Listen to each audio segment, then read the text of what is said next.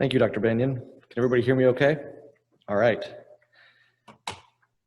Well, I'd like to thank Dr. Lin and the committee that organized this weekend. It's been great, learning a lot from colleagues here and from other institutions.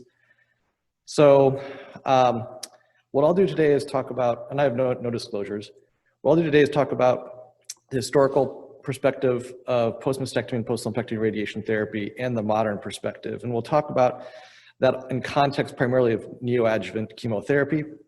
We'll look at recurrence rates, the influence of tumor biology, which Dr. Tandra touched on, and responses to neoadjuvant chemotherapy, how that dictates what we may recommend, and then future directions. So a little history lesson. For mastectomy patients, post-mastectomy radiation therapy has been shown to improve survival in large randomized trials, which I've summarized here, the two Danish trials in pre- and postmenopausal women, demonstrating an improvement in overall survival of about 10% in patients who have node-positive disease or large tumors. And also the Canadian trial, smaller study but randomized nonetheless, 10% improvement in survival. And so we have level 1 evidence suggesting improvements in overall survival in advanced breast cancers who have mastectomy and then post-mastectomy radiation therapy.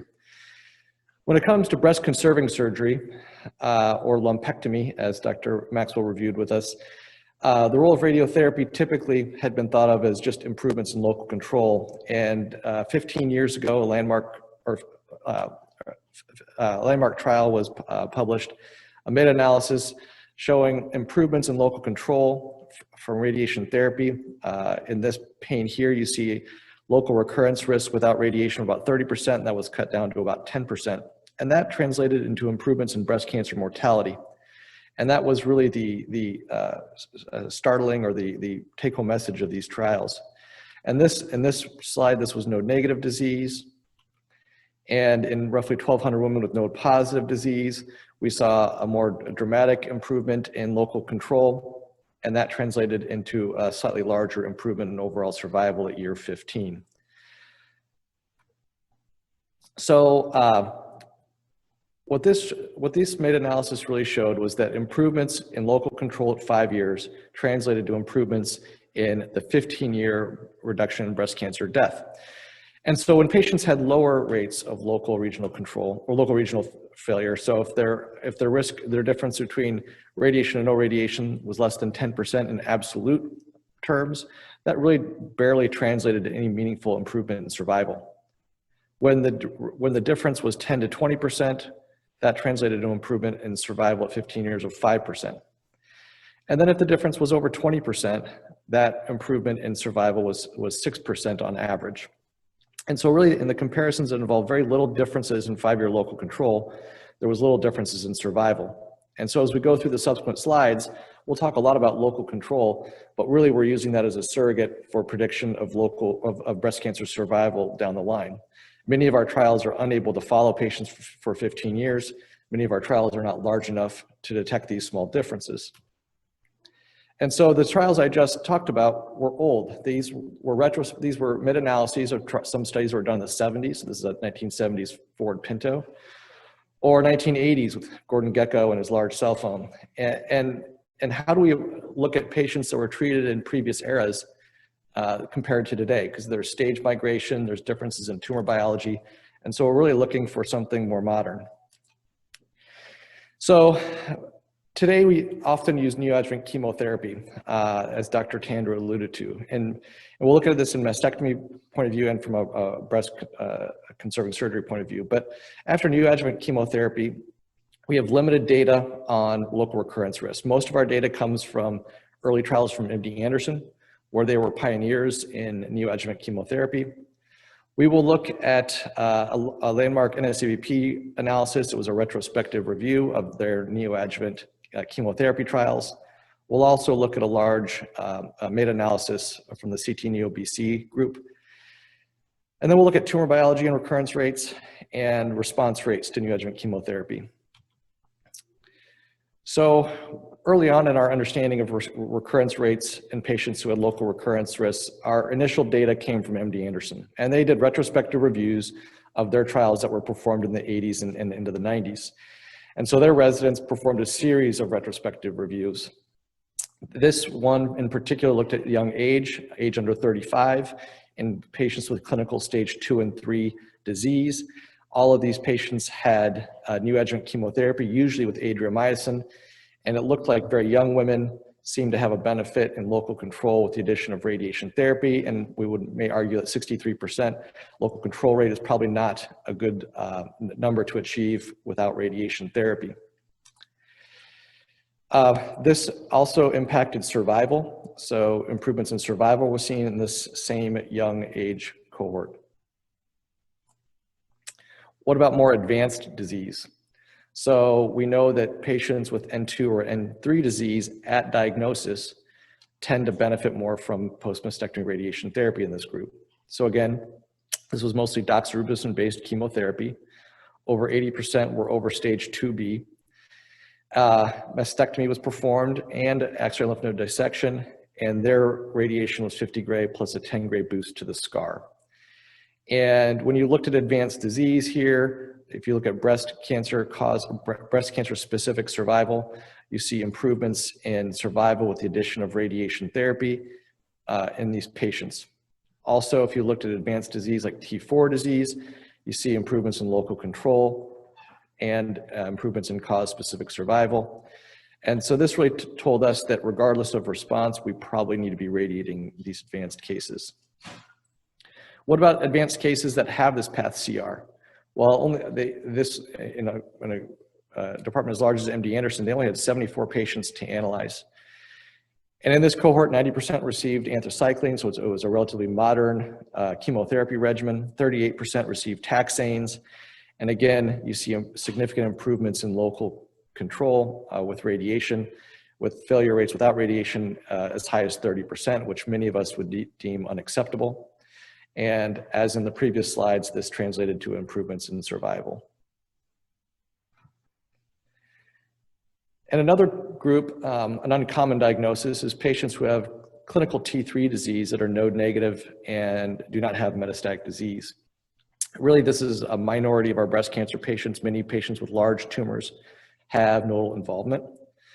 So MD Anderson looked at their patients. Post-mastectomy radiation therapy was given in 119 and no radiation in 43. Again, adriamycin was given and the same mastectomy as the previous patients were given.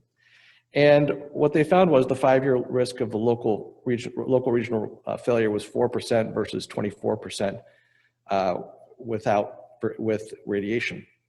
And again, if you look at response, those who had a pathologic complete response in the nodes, so they were CN0 and YPN0, you did see a small benefit to improvement in local control, but again, that was small. And if they had residual disease in the nodes, they had a 53% failure rate without radiation therapy, which was significantly improved with radiation therapy.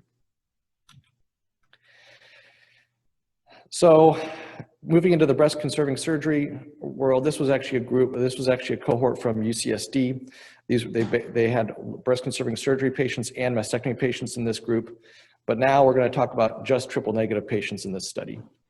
Because these patients seem to have they definitely have a different biology, but they also seem to have different patterns of failure. And so this was 72 patients with stage 1, 2, or 3 disease. They were all triple negative. 80% received an anthracycline and taxane in the neoadjuvant setting. And it was roughly split 50-50 on the surgery that was done, and 36% had a path CR. At a follow-up of 32 months, we saw a significant rate of local failure of about 20 to 25%. And with radiation therapy, if you just looked at response rates, those who had a complete pathologic response rate had no risks of local failure, and those who had residual disease had higher rates of local failure. And if you look at local control based on response in the breast, so these would be patients who did get radiation therapy, if they had residual disease in the breast and they had post-mastectomy radiation therapy, we still had fairly high rates of failure in the breast, indicating that patients who have residual disease that are triple negative in the breast have potentially radio-resistant disease as well. And if you look at the lymph nodes, again here, these patients were breast conserving surgery patients. They all had radiation therapy. And if you look at just response to nodes, again, high failure rates in patients who have residual disease in the nodes with radiation therapy.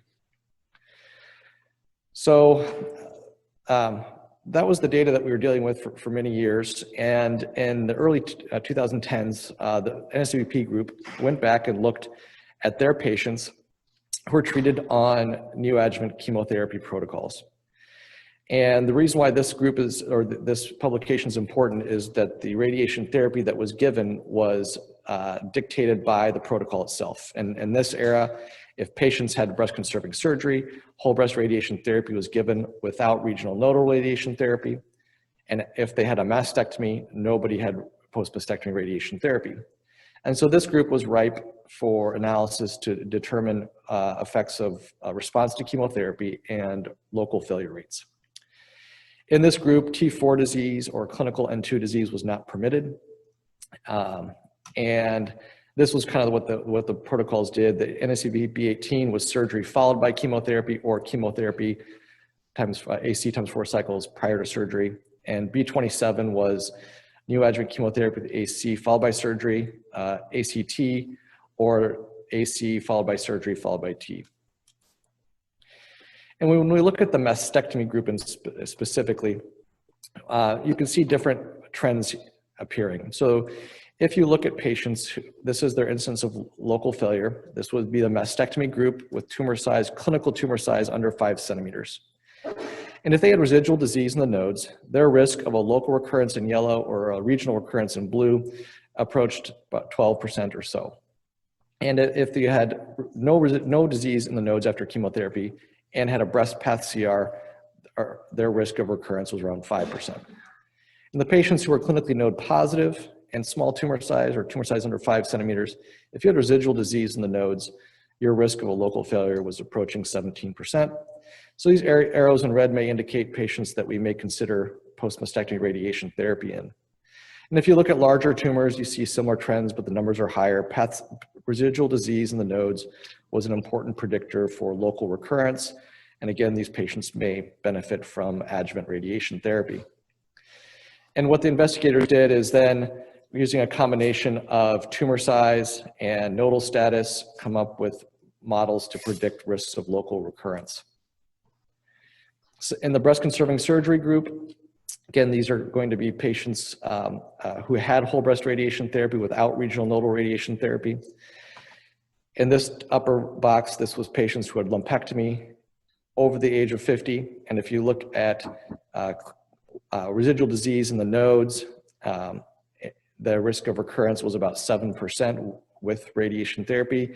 If you looked at in clinically node negative patients and clinically node positive patients, if you had a positive nodal diagnosis and residual disease in the breast, your risk of a local failure was 7% in the breast radiation field and 7.5% in the nodal field that did not get radiation. If you look at the younger cohorts, you're seeing similar patterns here. Oops. And so it looks like patients probably benefit from regional nodal disease, especially if they're clinically node positive and have residual disease in the nodes.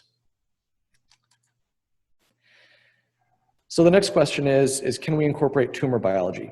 And this meta-analysis was carried out these were all neoadjuvant chemotherapy patients, and the purpose of this analysis really was to determine if response to chemotherapy could be used to change FDA drug approval for pharmaceutical companies. And so they looked at 12 randomized trials performed worldwide, Europe, America. Path CR was identified as an outcome measure with all data collected, and they looked at event-free survival and overall survival. And then we looked at path CR and breast cancer subtype. And the area that I'm specifically going to discuss is the estimates of local regional failure. So these patients had mastectomy and breast conserving surgery. The criteria for post-mastectomy radiation therapy really varied among the different studies, but it was estimated that about a third received post-mastectomy radiation therapy. And of course, the majority of lumpectomy patients received radiation therapy. And Herceptin was given on about 40% of the HER2 positive patients. So one of the take-home messages is, again, residual nodal disease predicts high rates of local failure. And this is in the mastectomy group. If you had high-grade disease, it was 14%, but low-grade hormone receptor positive HER2-negative disease was quite low, indicating a favorable prognosis for this tumor biology. If you look at ER-negative, HER2-positive, or triple-negative disease, you can see failure rates of 20 to 25%. Residual disease in the breast, but not in the nodes, was also a risk factor for recurrence. And so these patients, especially our triple-negative or our HER2-positive patients that are ER-negative, may benefit from adjuvant radiation therapy. And remember, a third of these patients received radiation therapy, indicating that some of these patients may have what we consider to be radio-resistant disease. What about local failure rates after lumpectomy? Again, these are patients who had adjuvant breast radiation therapy. And if they had a path CR, their 5-year rates of local control were local failure were somewhere between 3 and 10%. If they had residual disease in the breast, you had higher rates depending on the tumor biology. So young age, ER negative, have a 35% risk of a failure in the breast. Node positive disease, same thing across the board. You have risks of recurrence of 10 to 20%, depending on tumor biology and response. So how do we take all this data, and is there a way we can develop a scoring system to predict failure rates? So this was a meta-analysis, carried out multiple trials, including the NSCBP trials, and they looked at risk factors that could predict local recurrence or local regional recurrence. And the 4 factors that were identified as really the drivers of failure were ER-negative patients, clinically node-positive patients, patients who have residual disease in the nodes, and greater than 3 positive lymph nodes. And they assigned points. So ER-negative disease had 2 points, and the other risk factors were assigned 1 point on a multivariable analysis. And they assigned low risk group was 0 to 1 points, intermediate risk was 2 to 4, high risk was 5 points, and you can see estimates of local recurrence based on these factors. And similarly, if you look at 10-year risk, and this is a different local regional recurrence, you can see failure rates as high as 25% using a similar scoring system with breast-conserving surgery. So to date, we don't have any level 1 evidence on what to do with these patients. However, we have ongoing and nearly completed trials. This trial was projected to complete this month, and I don't think that that's actually happened. So 2 randomized trials were opened kind of simultaneously with the same, and in conjunction, two different cooperative groups, the NRG and the Alliance group. They took patients with clinical T1 to 3 disease, N1 disease that's biopsy proven. They were given neoadjuvant chemotherapy with different regimens, including Herceptin, including pertuzumab, if indicated. And they underwent mastectomy or breast conserving surgery, and then they had to have a complete pathologic response in the nodes. So patients who really were driven to be node negative and have favorable response to their neoadjuvant chemotherapy.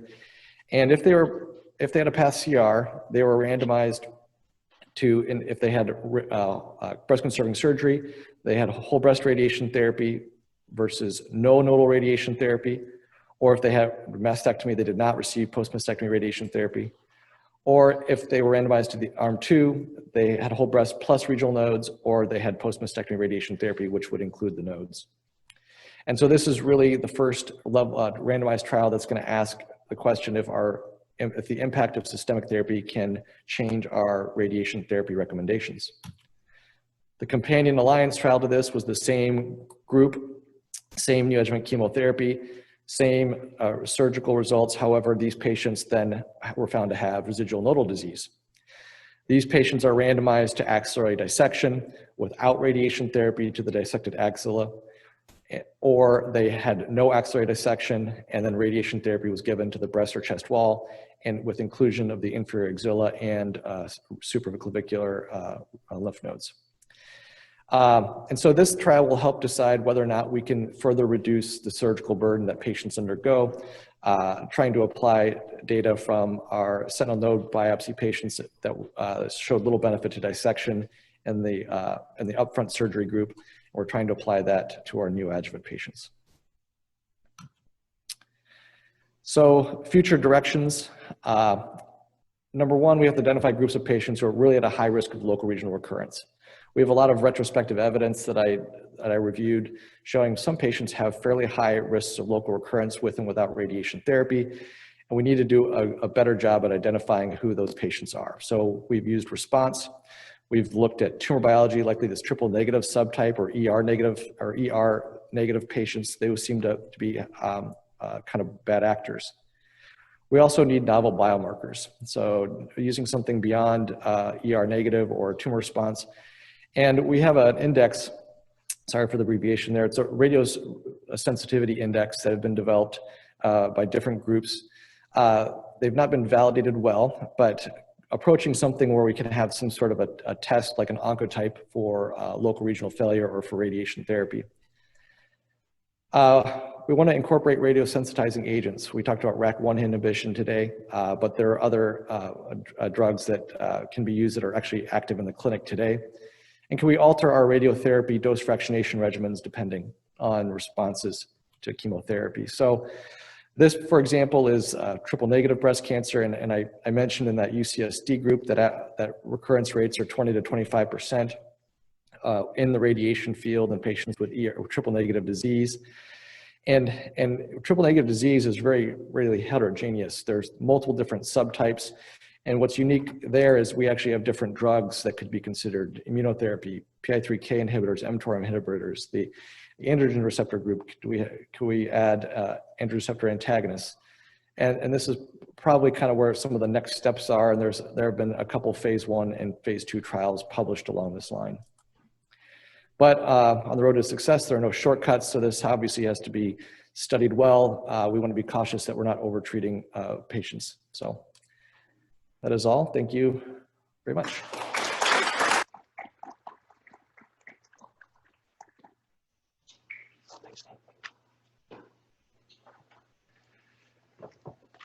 Thank you, Dr. Wahl.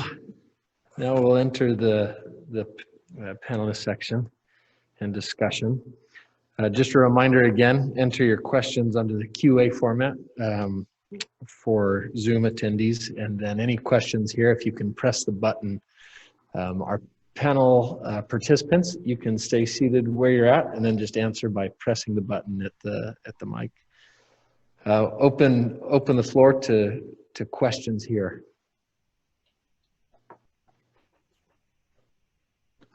Dr. Lin. I'll ask the first question to Dr. Wahl.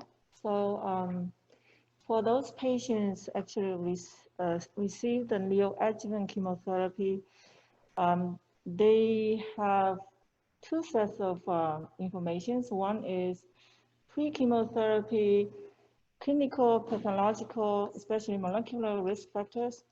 The other set of information will be how the tumor responds to the chemotherapy. So which set of information you think is more important when you determine the post-op radiation, or both are equally important? Were you able to hear that, Dr. Wahl? Basically, clinical factors versus response to chemotherapy and how do we make our radiation recommendations.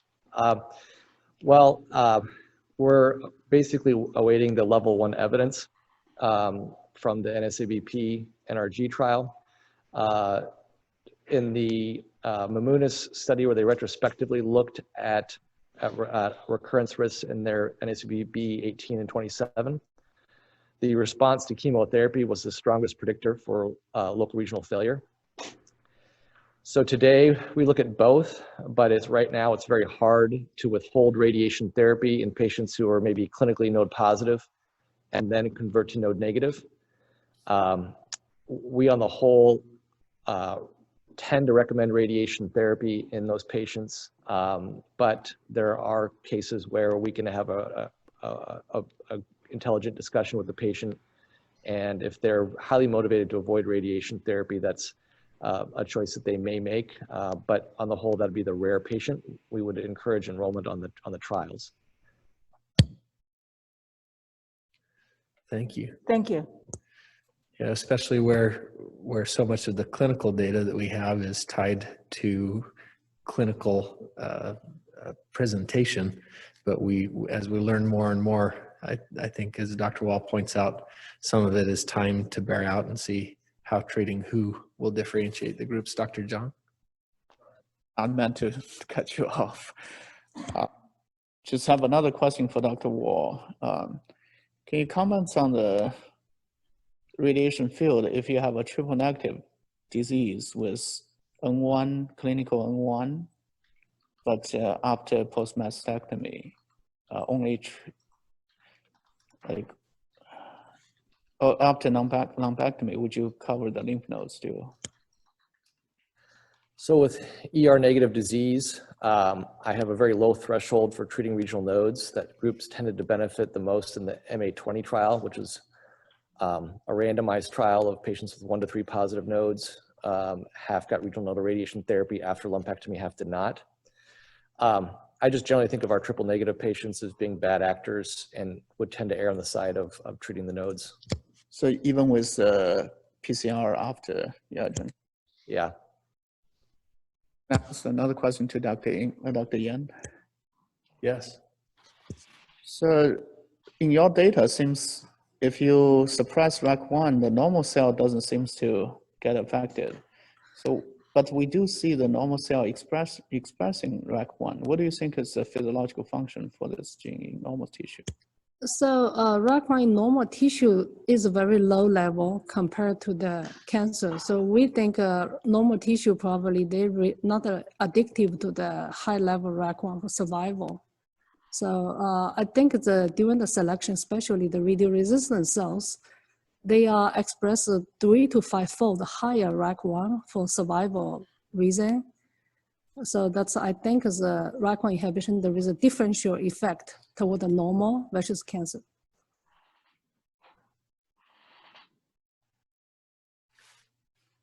My question is for Dr. Tandra.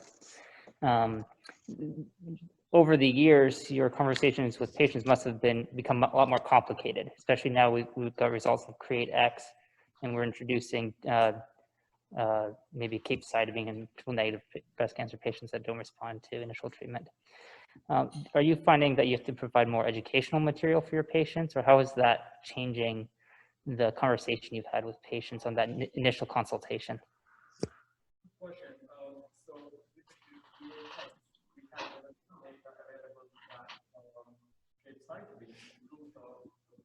Dr. Tandra, would you mind pressing the button?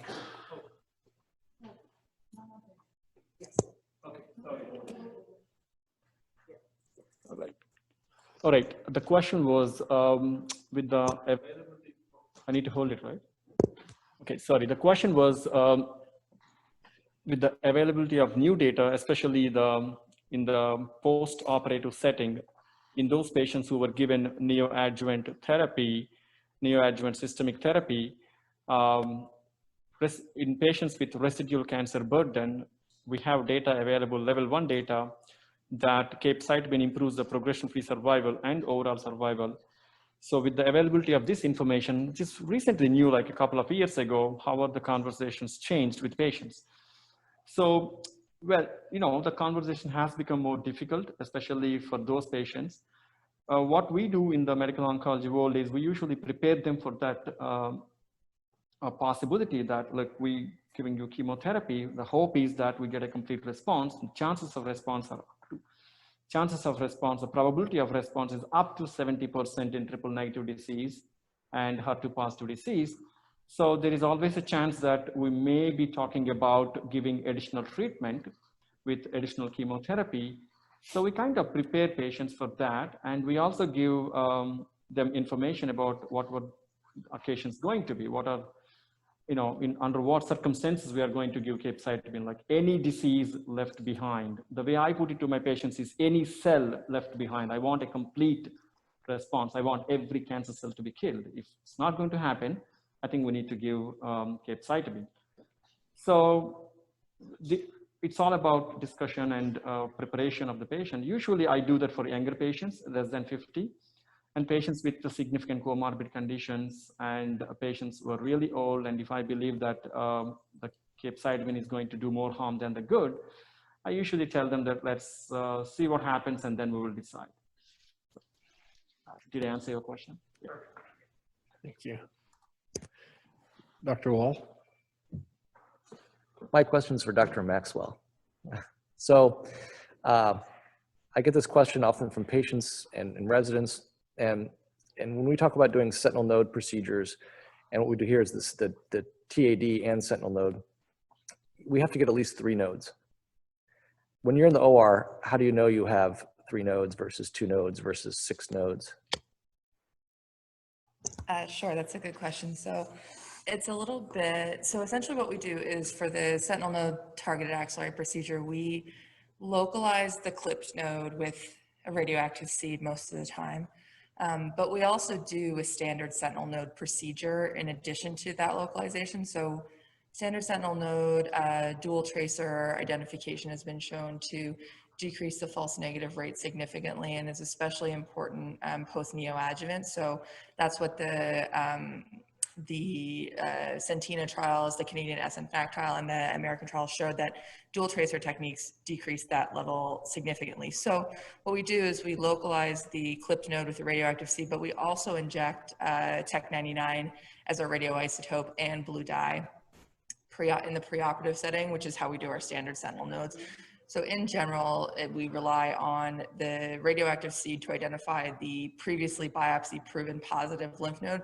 Once we remove that, we change the setting on our neoprobe to identify the Tech-99, and so then we take out any lymph nodes that are hot and all lymph nodes that are blue, and we send everything for a frozen section to our pathologist. And I usually you can usually tell when you like, you can count how many lymph nodes you're pulling out when you're doing the sentinel node, but I never ever move straight to dissection if I've only had 2 specimens come out, because sometimes the pathologist will look through it on frozen and then say, in this specimen you have 4 lymph nodes and you thought it was, you just pulled out 1, and it could be a few small ones stuck together. So really we rely very heavily on the pathologist for frozen section to count the exact number of lymph nodes.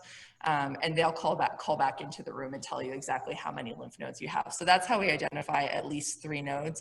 But I always caution our residents and learners when we do this, it's just if you only pull 2 on your targeted and sentinel, it doesn't mean you have to immediately jump to axe dissection, because we wait for the pathology to come back to identify the true number of lymph nodes, because it happens a lot where you think that you've got 1 lymph node, but it's a little chain of 2 or 3 small lymph nodes stuck together that come out as 1. Especially when you're doing the seed localized lymph node, we tend to be a little bit more generous in the tissue that we remove for that, because it can be quite challenging for the radiologist to place the seed directly into the node, like through the capsule of the lymph node. And so oftentimes it's in the fatty tissue just adjacent to the node. So you don't want to come right down on top of the node, because you could dissect out the node but leave the seed or the clip behind. So we're a little bit more generous in what we take out there, and that often means that little nodal bundle that we take out has a couple lymph nodes in it. If it's okay, a follow-up to that, the technetium and blue dye, also locating that clip, those would all be considered a part of the sentinel lymph node biopsy. In addition to that, makes it a targeted axillary dissection? So the localization of the clipped node with the radioactive seed or wire in some cases, although that is understandably much more uncomfortable for the patient, is what really makes it a targeted axillary dissection, in that you're targeting the biopsy-proven clipped node that you knew had disease in it pre-treatment. That's really the biggest differentiation between a standard sentinel node. In some institutions, they do not localize the clipped node with a seed or a wire. They just do a standard sentinel node and then image the nodes to see if they have the clipped node, because theoretically your positive node should be one of your sentinel nodes if cancer travels through the lymphatics the way that we think it does. So in some institutions, they do not actually localize the clipped node. However, I think that there's some data that shows that leads to a slightly higher rate of completion dissection because you can't find the clip node. We do that here if for some reason our radiologists are unable to identify the clip node. If they've had a significant treatment response, it can be really hard for the radiologist to see the node with the clip in it and get to it. So we still do it that way if we can't find the clip node, do a standard sentinel and see if the clip is in it. But really just the removal of the clipped node specifically is what makes a differentiation between a targeted and a sentinel. And do you see any difference in lymphedema between, say, a lymph node versus that targeted axillary dissection? I don't know that we have published data on it, but anecdotally, no. I think it's, you're not dissecting really anything more than you would be with a standard sentinel node. So there's not an appreciable difference in lymphedema rates. Thank you. Jessica, sorry, the same question. What if you cannot find the clipped node during the operation? Are you going to do complete axillary lymph node dissection straight away, or would you just wait? Yes, so that's the indication. That's one of the indications to proceed to complete dissection is if you cannot localize the clipped node during your sentinel node or targeted. How frequently that happens? Do we have any data? No, it's usually we can identify it. I would say probably since I've been here for 4 years and we've been doing this pretty much since I got here. I would say there'd be less than 5, certainly less than 10 cases where we could not identify a clipped node. And that was the reason we did the complete dissection. Most of the time it's the disease, residual disease on frozen that drives us to do a complete dissection. Just like it's very rare that we would not be able to identify 3 lymph nodes to send for frozen section or have our pathologist identify 3 lymph nodes for us. So usually the driver between the conversion from a targeted to a complete would be residual nodal disease. Thank you. Dr. Zen? Thank you. This question is for Dr. Wahl. Actually, interesting, the first time I actually learned that triple negative disease could be also radio-resistant disease. So, you know, because if you look at the head and neck cancer, so the way we try to overcome radio-resistant disease is by doing dose escalation, for instance, is by adding radiation sensitizing agents such as chemotherapy. So is any attempt to do that, like adding radiation sensitizer for triple negative disease when they're receiving radiation therapy, or is there any room to escalate dose of radiation? I don't know of any data of escalating the dose beyond 60 to 66 gray if you're doing a lumpectomy and a boost. So I don't think that's being discussed as much in terms of addressing these patients in terms of protocol development. I think what is being discussed is adding neoadjuvant or adding concurrent therapies. So there's been a phase 2 trial of paclitaxel. I think at Michigan they're using an androgen receptor antagonist. I think enzalutamide in a phase 2 trial. So I think that's going to be the approach, is more of a biologic approach and not a radiation dose escalation approach. Thank you. And also pertinent to Dr. Zen's question, I'm aware of some preclinical data with triple negative breast cancer when treated with a RAC1 inhibitor.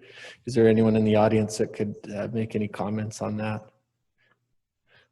I'm sort of teasing, but Dr. Yan, what are the next steps for bringing RAC1 inhibitors into the clinic? Yeah, so the challenge for the RAC1 inhibitor is the current available first generation requires 100 micromole. Second generation requires 1 micromole range. So we wanted to reach the nanomole range to be able to use in vivo study. On the other hand, those inhibitors seem not toxic because we treat the mice with the second generation, which is discovered by the Australia group. And the mice seems fine, and there is no any toxicity being observed except doxorubicin. So the one we discovered is at a 1 micromole range also. So we wanted to modify this drug further to make it more potent. Second modification we want to do is to make the drug stay longer in the blood because that drug did not pass the pharmacodynamic study. Did this clear up by the blood too fast? So this is the challenge. There is no inhibitor available anywhere in this world right now. So very interesting. But on the other hand, I didn't have a chance to mention one of my data, which is very interesting. I created a bunch of cell lines express inducible RAC1 knockdown.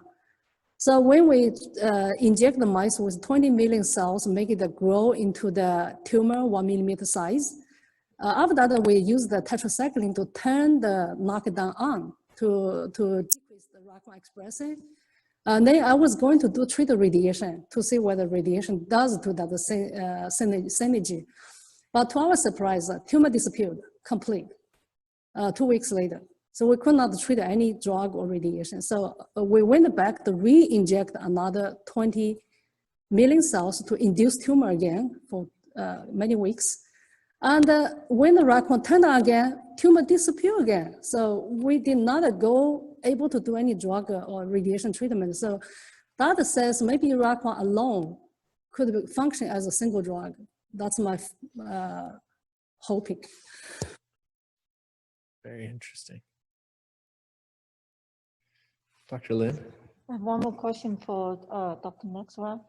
So for those patients, let's say, started very advanced, like a T3 or even M+, and then after the chemotherapy is all gone, you don't know where to do the lumpectomy, but if you do the mastectomy, it's too aggressive because of CCR, will you just let the radiation to take care of it, or what do you do?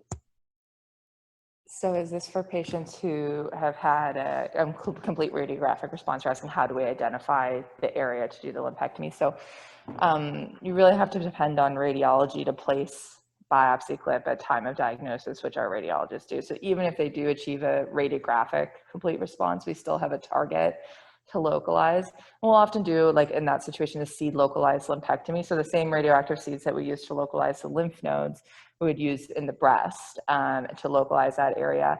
And then the question then becomes, how much do you take out? And it's usually just kind of, I always try to take kind of a representative sample of that area so that you're helping to rule out the potentially of kind of skip lesions and like kind of in, not total kind of concentric shrinking down of the tumor on chemo, but kind of having areas where you have response and areas that you don't. So we take out a fairly large area. I say that one of the benefits of oncoplastic surgery is that you can take a fairly large specimen out without significantly compromising their final cosmetic outcomes. So there's good data that demonstrates that the positive margin rate and the specimen weight and volume is significantly, the positive margin rate is significantly lower in oncoplastic surgery, and specimen weight and volume is significantly higher.